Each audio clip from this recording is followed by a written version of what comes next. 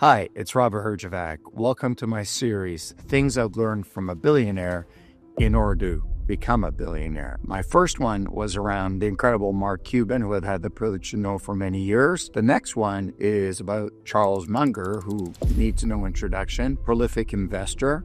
I hope you enjoy. How I met Charlie. When I lived in LA, I was obsessed with SoulCycle. There are some amazing instructors. I loved the intensity. I loved the community of it. No one really cared about what anyone else did because our common bond was the class. One day, one of my friends in the class says to me, his boss is a big fan of Shark Tank and he'd like to meet me.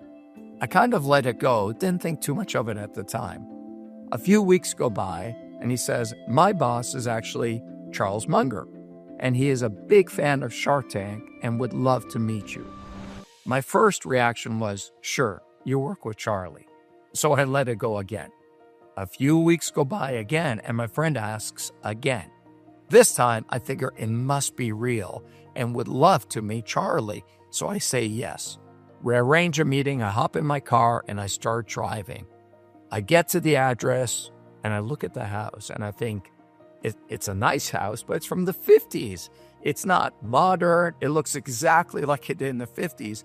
So I drive around the block thinking I must have the wrong address. I finally go in. It turns out it's the right house. It's the same house Charlie bought in the 50s, loved it, and stayed in it. Houses, showmanship, and flash were not his thing. I walk in, and that's the first time I meet the incredible Charles Munger. Why did Charlie want to meet me? Of course, I had to know why in the world would he want to meet little old me. So I asked him. His answer, you seem like the sensible, nice one on the show. And I love the show. Wow. He called it great entertainment about one of his favorite topics, investment. One incredible compliment. He wanted to meet me for no other reason than he has an insatiable appetite for business and people and was extraordinarily curious. He found out through one of his partners that I did SoulCycle with that guy, and he mentioned it to him, and that was it. I'm sitting in Charlie Munger's house. He wanted to talk about everything. He's one of the few people that asked more questions than I did. During COVID, we used to do Zoom calls. He and his team want him to stay sharp, and a bunch of people like me would call him on a regular basis just to chat. As I'm getting older and worrying about my own longevity, I realize how vital this is. An occupied and curious mind is a young mind. Charlie was in his 90s, extremely sharp. The key is surround yourself with people that inspire you, keep you sharp, and keep you curious about this incredible thing we call life. One thing he was really proud of, as humble as he was, and he rarely talked about success, was his book, Poor Charlie's Almanac, The Wit and Wisdom of Investing. In fact, he was so proud of it, he gave me a signed copy in our first meeting. The sad thing is I've moved to houses so many times, I have no idea where it is. I hope I find it one day in one of my moves. This is the story of the incredible Charlie Munger. He passed away earlier this year. I miss talking to him. He was a great man. 10 things I have learned from billionaire to become a billionaire. The Charles Munger version. Number 1, be humble. The first thing you notice about Charlie is the lack of pomp and circumstance. His house was simple, nice, but simple. His staff, and there was only one person at this point, Charlie was in a wheelchair, made me lunch. I forget what we had the first time, but I think it was cheese and ham on white bread with butter or something like that. The decorations were simple. He wore a suit and tie. I suspect he wore that every day. I think it was just the way he was. It was a sign of respect to him. Not for himself or to show off, but to the people he met. He came from the day where serious people wore a suit. Humble and simple. Don't judge a book by a traditional cover. Wealth does not always express itself in the way you think. Never assume that the one with the flashiest toys is the richest one. In fact, in my experience, quiet wealth is usually the most powerful and the biggest wealth. If you need to tell people how rich you are, in general, you're probably not that rich. Charlie was a simple guy and none of the outward stuff mattered to him. Lesson: Don't judge others by the toys you see. Great wealth tends to whisper, not shout. The goal is not necessarily to get $1 billion, but the goal is to learn how others have done it and apply it to yourself. This is simply my journey and what I have learned from some of these remarkable people. There are different types. The first thing I have noticed about these people is how different they all are. There's no look, there's no way they act, there's no outward physical characteristic. Some are short, some are tall, others are incredibly fit and pour every penny into longevity and living well. And some have horrible habits that make you wonder, how in the world are they still alive? It's all different. Some are incredibly showy. They have yachts, super fancy cars, own sports teams, dress incredibly well. And you know, from far away, they're billionaires instantly. And some are so simple and humble that you would not know they're wealthy until you meet them or someone tells you about them. This story is about one such billionaire, Charlie Munger. Simple in all things except his mind and business, humble and gracious. The complete opposite of some of my other billionaire friends. He is the small town, quiet billionaire. Were it not for his partnership with Warren Buffett, no one would ever know his amazing wealth. Number 2, use money as a resource, not as an end goal. In all our discussions about wealth and money, I never remember him saying about how he wanted to make a lot of money in the sense of, I wanted to be rich. It took me a while to figure that out. He always talked about the making of money as part of a larger goal. One business would make money, they would use that money to buy another business, and so on. I realized that I talked about money as an end goal, not as a process. I wanted to get rich. Charlie wanted to buy an insurance company to disrupt the insurance business in order to buy another business. Me, I just wanted to make money to be rich. I was thinking about money as an end goal, and it's not. I don't think of money that way anymore. It has nothing to do with being rich or wealthy or any of that. It's about how you think about money. The funny thing, as an immigrant, we never, ever talked about money.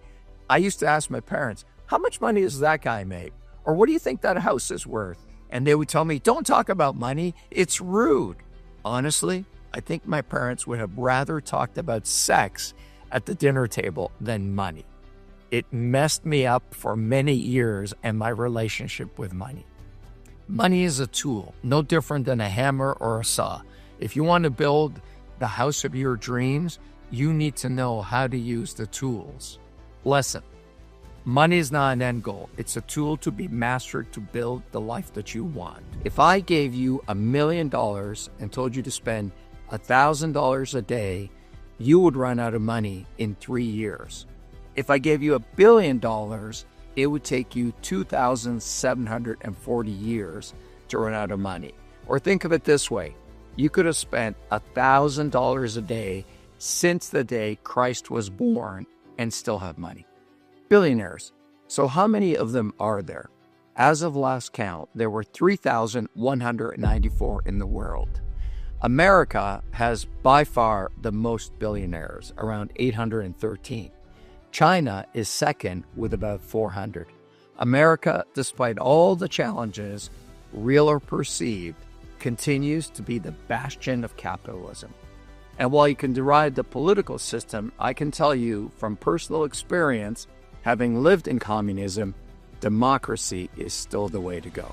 Curiosity feeds the mind and the wallet. Charlie was a legend, and I have to admit, I was in awe when I first met him. I had a million questions. I wanted to ask him about life, about investing, many things. I have a habit of asking people a ton of questions, to the point I can make people feel uncomfortable. I have a natural curiosity about life and people, and I find people fascinating. And I just don't mean powerful, wealthy people. I mean all people. A good friend of mine who's a pastor said something to me a long time ago that I think is very much true. You will never find anything in life as fascinating as another human being. And I think it's very true. But before I had a chance to ask Charlie a million questions, or even a single question, he started asking me questions about me, where I came from, Shark Tank, my parents, how the show worked. He loved Shark Tank. He asked me a ton of questions. I learned a lot in that, not the least of which was the key to good answers was great questions. Lesson: curiosity did not kill the cat, but it made him richer and more informed. Number 4, life is long, prepare. When I met Charlie, he was in his 90s. Just think about that for a second. In his 90s, he passed away only 34 days before his 100th birthday. Life is long. At the time, I was in my 50s and feeling really old. I meet Charlie and I realize he's 40 years older than me. You know what put in perspective for me? I thought backwards 40 years. I was 10. I don't remember a single thing at 10. Think of the life I've lived in 40 years, and he was that much older than me. When you look forward, it doesn't seem long, but when you take that time and look back, it's long. You're never going to be younger than you are right now. In some ways, life is very short and you need to get going. But in other ways, life is long. You have more time than you think. One of my favorite sayings is constant forward momentum. Think about each of those words. Constant, one at a time, not short bursts of energy, but success is constant. Doing the little things every single day. Forward. That does not mean you're always moving forward. Sometimes bad shit happens, you go backwards, but you're always trying to face forward. And momentum. Life is energy. As they say, life is a vibe. I'm on a big training binge right now, working with an amazing trainer. I'm trying to get lean and build strength. Can't you guys see it? Do I look great? One of the things I have learned from him, it is much harder to do a full pull-up or push-up one at a time from a dead stop than doing many in a row. Why? Momentum. Once you get going, you build a certain amount of momentum and that propels you forward. But if you stop between each pull-up and hang your body dead still and then do another pull-up every time, it's super hard. You're starting over every single time. Your body carries no momentum from one to the other. It's the same in life. Momentum carries you forward. Now, here's the thing about momentum. It cannot discern good from bad. Bad habits can accelerate, and so can good ones. Lesson: you have more time than you think. Constant forward momentum. Buy a business run by idiots. In one of our meetings, I asked Charlie, off the cuff, what's the best kind of business to buy? I was expecting an answer around certain categories, certain amount of EBITDA, some financial parameters, margins, blah. But instead, without hesitating, he says to me, buy a business that can be run by an idiot. Charlie obviously knew how hard it was to run a business and how complex, but he and Warren Buffett look at businesses that could be run by an idiot. They didn't mean people were idiots, but they wanted a business that was easy and so well set up that almost anyone could run it. They believed they were smarter than the average person and could add some guidance and capital and make it better, but the foundation had to be a great business that someone had built to a point where it was operating smoothly. Obviously, this was hard, which is one of the reasons they bought so few companies. As Steve Jobs once said, it is incredibly complex to make things simple. Simple is hard. And operating a business that an idiot could run is really hard. The point is, a business based on talent is very difficult to buy because guess what? The talent walks out the door every single day. This is one of the reasons they never invested in tech for such a long time. Tech is based on talent and on technology that can change and does very, very quickly. Soda, insurance tends to be constant. The other thing they liked about more traditional businesses is the barrier to entry. They're massive. Diet Coke is a distribution business all over the world. The infrastructure is massive. To disrupt that would take a lot of money and many, many years. Keep in mind, to an investor, if your business is based on a small group of highly talented people, it's going to be hard to sell. You don't want to always be the smartest person in your business. Investors generally want to buy your business and not you. Lesson: build a business that can be run by an idiot. Investors like simple. Investors are not operators. Know which one you are. Charlie was a great investor. I'm an okay investor. I think I'm a better operator. It is good to know what you are. Charlie and Warren were very clear which lane they were in. They were investors. They put capital to use. They bought businesses to deploy that capital and get more capital back. They were famously long-term investors. But in all of that, they were very clear they were not there to operate. Again, a different model. May not work for everyone, but worked really, really well for them. They did not buy businesses to change them. They very rarely made management changes. And famously, many of their businesses, many years later, still run by the same people that were in place when they bought them. They did not want to invest in the business to fix it or come in and tell the team how to run it. They don't want to operate. They want to invest. Lesson: stay in your lane. It's better to pay a good price for a good business than a bargain price for a bad business. By the time I met Charlie, I had made 13 acquisitions in my own business. Some of them were very small, $1 million business, and some were large, $40 million business. I'd become pretty good at it, especially considering at that point, I owned 100% of my business. As my business got bigger, it required more and more capital, and I was funding it on my own. We got to hundreds of millions in sales, so it was becoming challenging. I had to buy businesses on an earnout, meaning a smaller amount of cash up front and a chance for the owners I was buying to earn more over time. That required a lot of faith on their part and my part. By the time I met Charlie, I had learned it is much better to pay a good price for a good business than a great price for a bad business. Charlie was all about that. They did not buy bad businesses. They did not look for bargains or a business they could buy at a discount. Their view is they wanted to pay a good price for a good business that was on its way up as opposed to one that was declining. Lesson: it's better to pay a good price for a good business than get a bargain on a bad business. It's hard to be simple. Touched on this before, but it's a very, very important point. Most of my conversations with Charlie were simple. He was obviously a super smart guy and understood investing and financials on a level I did not, but most of our conversations were about business and leadership and pretty simple concepts. He loved to break down things into simple ideas and concepts. He believed that people tended to overcomplicate things. Simple is hard. I learned this from him, and it stuck with me for many years. I used to go to meetings where people were explaining their business to me, or my team was telling me about some incredible idea, how we were going to go after this market segment and how we were going to do it. If the answer or explanation was highly complex, it tended to be not such a great idea. Charlie knew that simple is hard, and simple ideas are usually the best. It's the execution that is hard. There's an old saying in business when explaining things, the KISS concept: keep it simple, stupid. It's very much true. Lesson: simple is hard, but usually the best path forward. Money is not a Ferrari, although that's nice too. It's freedom.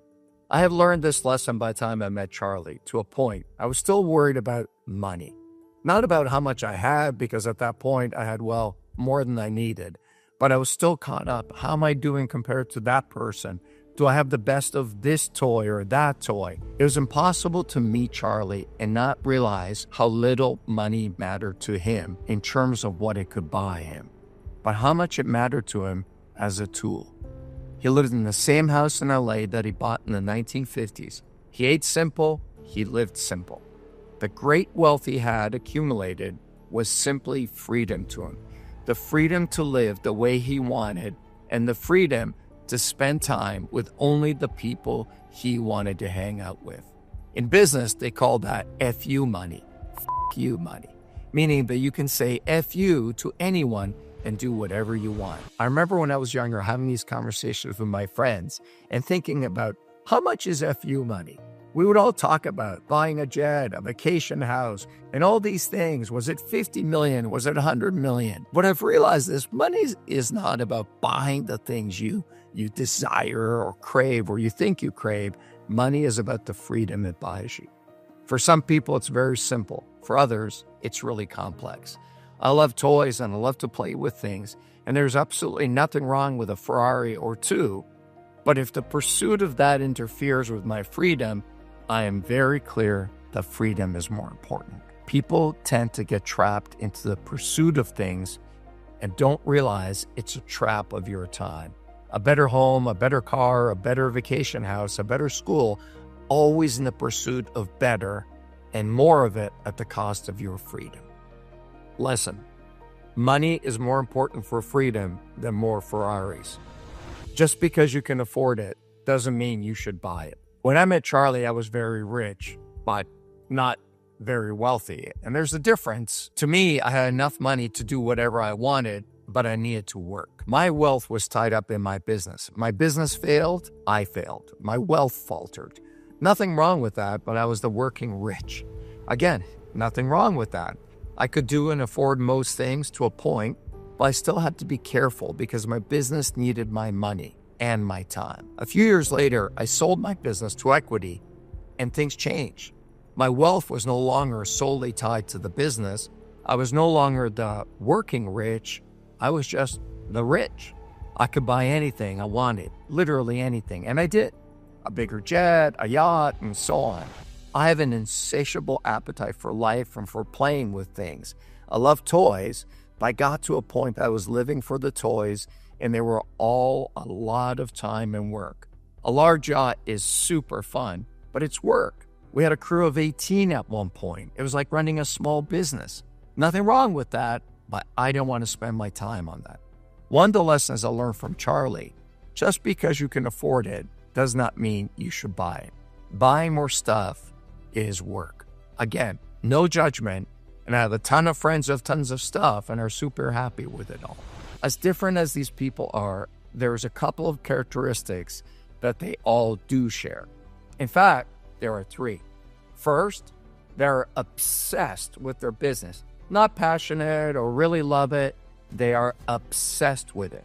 Sit down with any of them and get into a conversation about their field, and it'll be hours. Passion fades.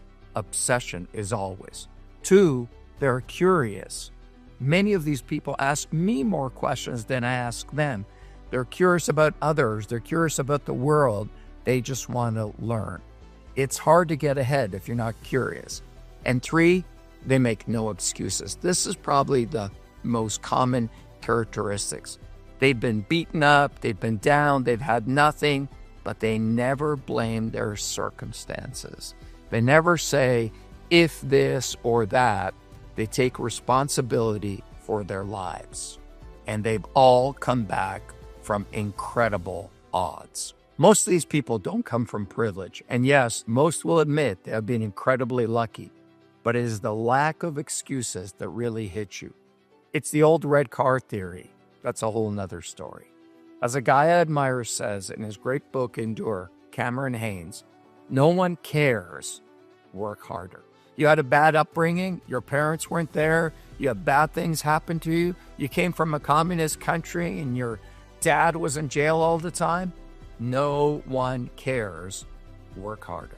Well, that was my story of Charlie Munger and the 10 things I've learned to become a billionaire, and not just in Australia. If you enjoy this content, please subscribe and let me know what else you'd like to see.